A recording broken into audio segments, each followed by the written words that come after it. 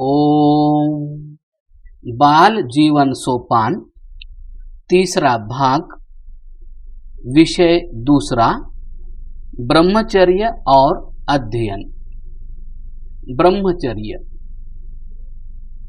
ब्रह्म का अर्थ है परमात्मा और वेद। वेद कहते हैं ज्ञान को।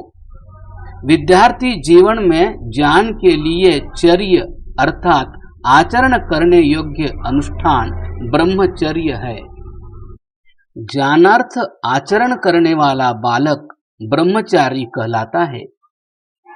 ज्ञान मस्तिष्क से गृहीत होता है और मस्तिष्क ओज पर निर्भर है।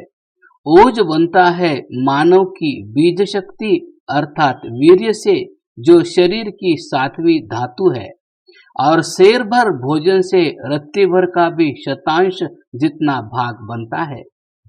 उस 7वीं धातु वीर्य का रक्षण ब्रह्मचर्य द्वारा किया जाता है।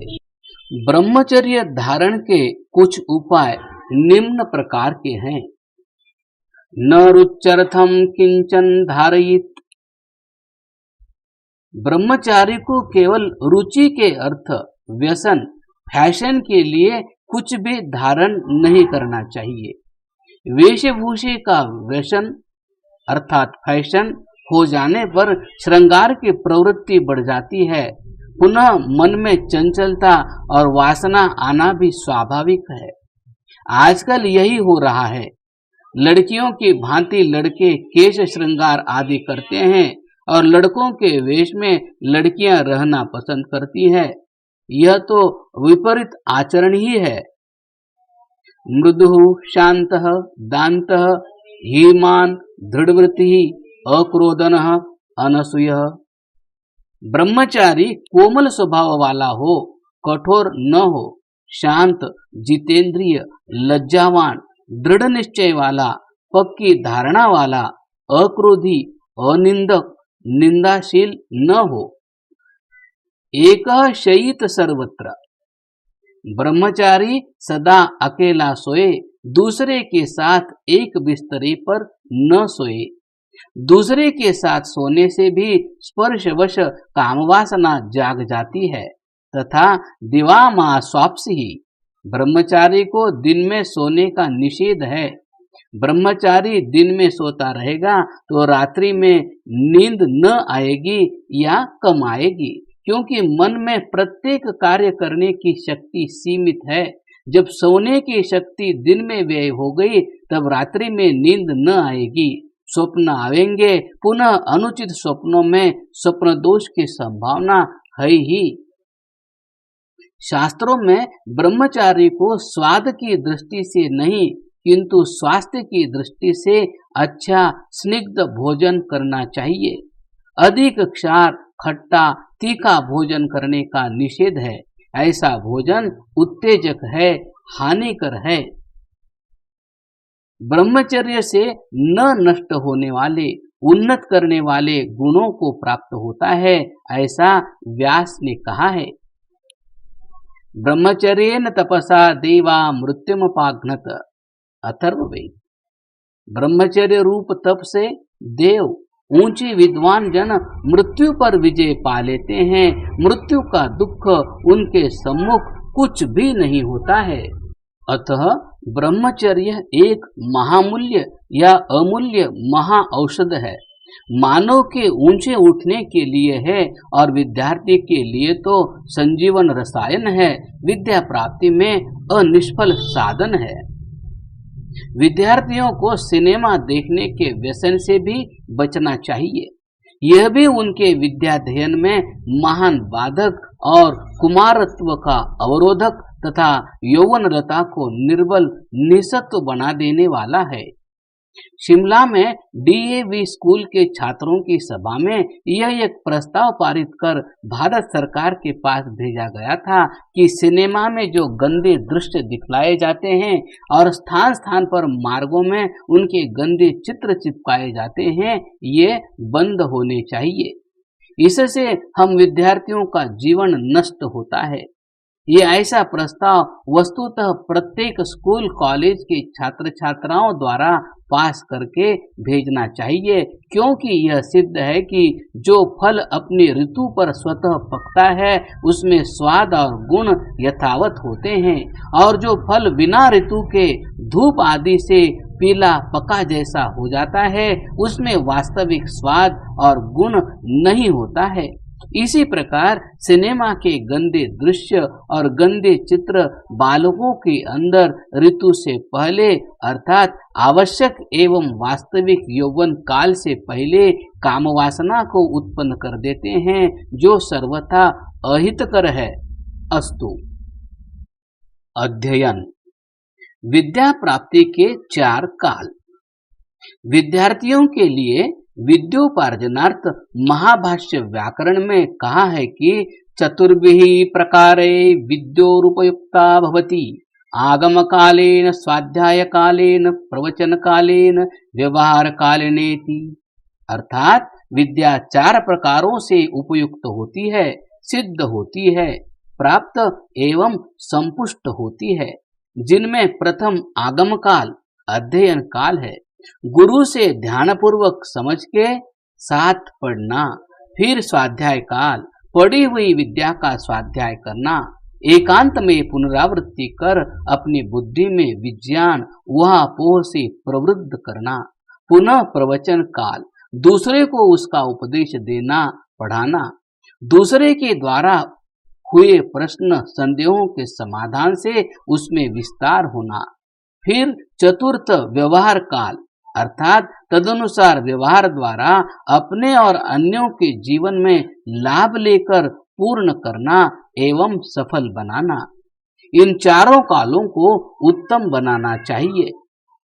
एक भी काल में कमी पड़ी तो उतनी कमी विद्या के पूर्ण होने में न रह जाएगी, और जिसका अध्ययन काल ही गुरु के सम्मुख सावधानी से उपयोग में न आकर आलस्य, प्रमाद, अन्यथा चेष्टा में चला जावे तो वह विद्वान न बन सकेगा।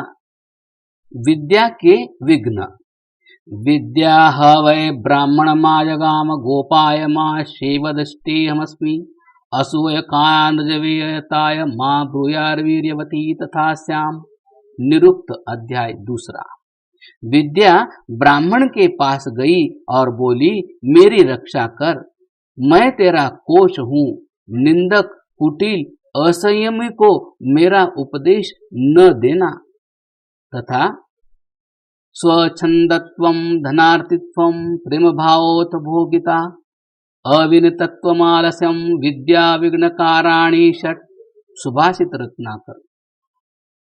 स्वच्छंदता, स्वतंत्रता, पढ़ना, कभी न पढ़ना आदि, धन की इच्छा, किसी के प्रेम में पड़ जाना, भोगप्रिय होना, अविनय, अनम्रता, आलस्य, ये 6 विघ्न विद्या के हैं। विद्यादि 5 सहज मित्र। विद्या शौर्यं च दाक्षं च बलं धैर्यं च पंचमम्।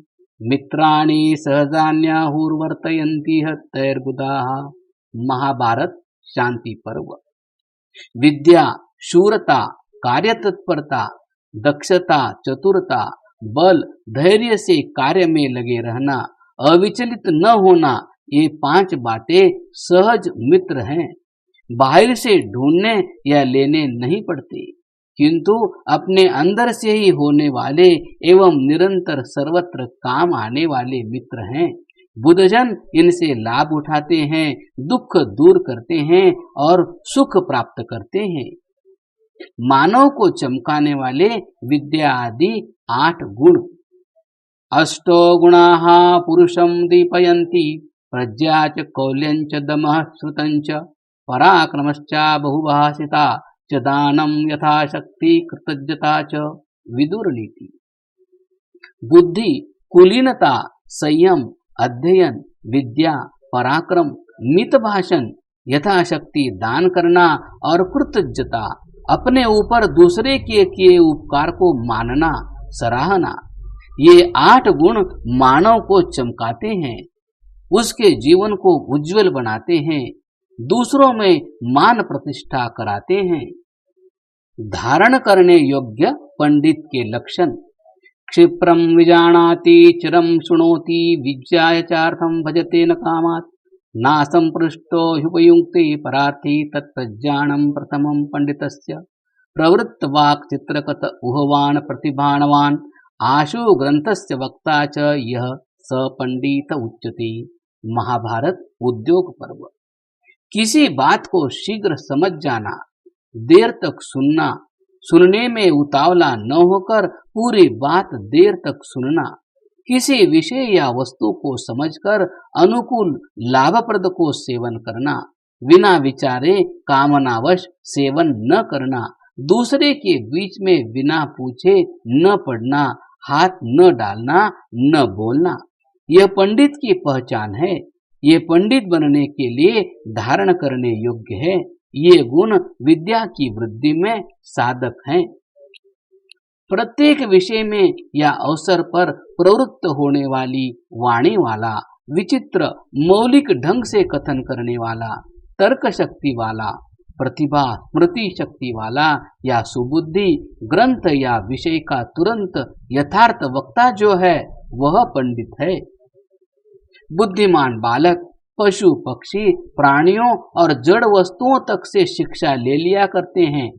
हंस से निर्मलता और सत्यासत्य विवेक कर सत्य के ग्रहण असत्य के त्याग की, कोयल से मीठे वचन, फलवान वृक्ष से सौजन्य की, नदी से प्रगति की शिक्षा ले लेते हैं। त्यागने योग्य मूर्ख के लक्षण। मूर्खश्च पंचचिह्नानि गर्वो दुर्वचनम तथा हठी चैव विषादी च परोक्तम नैव मन्यते।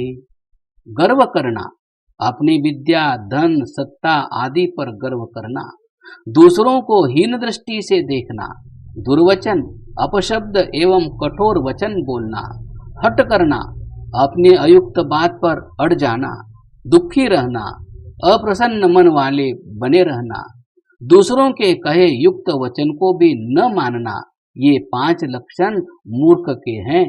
ये दोष विद्या के विरोधी है, क्योंकि ऐसे दोषों से युक्त को कोई विद्या नहीं पढ़ाता और पढ़ी विद्या स्वयं बढ़ा नहीं पाता है।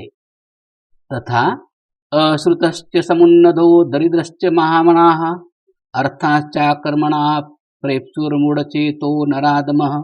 महाभारत उद्योग पर्व। विद्या शास्त्र न पढ़ सुनकर गर्वित हो विद्या की डींग मारे, दरिद्र होकर भी बड़े बड़े मनोरथ रखने वाला, बिना कर्म के पदार्थों अभिप्रायों को चाहने वाला बुद्धिमानों के द्वारा मूढ़ चित्त कहा जाता है। ऐसी बातें विद्याध्ययन तथा विद्या वृद्धि में बाधक है। क्रमशः